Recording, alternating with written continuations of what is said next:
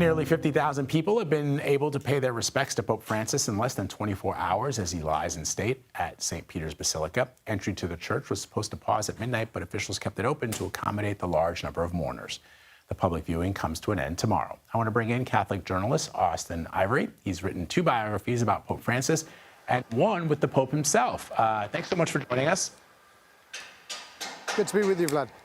So we see the large scale of crowds coming to view the Pope's body. How does Pope Francis's viewing compare? For example, I recall John Paul II, that funeral. That was a much more elaborate sort of circumstances. I know that Pope Francis has scaled some of that back for his funeral, but how would you compare the two? Well, I think in both cases you see huge numbers of people arriving in a very short time. I mean, I too remember 2005, and what was shocking back then at the time of John Paul II's lying in state was that suddenly these people appeared particularly from Eastern Europe and the Central Europe, flying in on what were then kind of budget airlines which had just appeared. And I remember the cardinals here being really shocked, where all these people come from.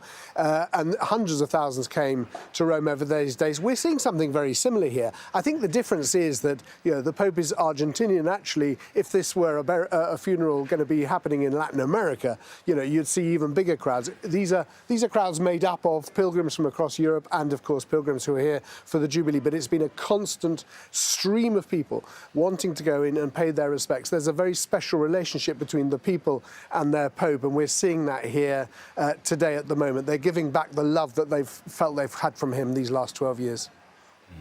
The number of cardinal electors is getting smaller as well. What are we learning about that, and how will that impact the voting process for the next Pope? Well, a couple of cardinal electors have said that they are unwell and that they can't travel. This always happens at every conclave. In other words, we have the number who are invited, told to come to Rome. The under 80 cardinals, the electors as they're known, there are 135 of them. They all received a letter saying, come to Rome. If you're over 80, you can come, but you don't have to. And inevitably, some of those cardinal electors are not yet here. We had this morning in the meetings that the cardinals are holding every day, 103 present, which means more than 2/3, so they can proceed with making decisions. But we will see in the next few days, in the lead up to the funeral on Saturday, more arriving. There are various reasons why cardinals can't come straight away. We won't know the final number of cardinal electors actually until next week.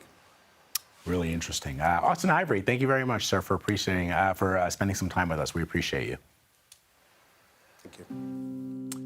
We'll, of course, have full coverage of the Pope's funeral Saturday morning. We'll begin with Nora O'Donnell's historic interview with the Holy Father.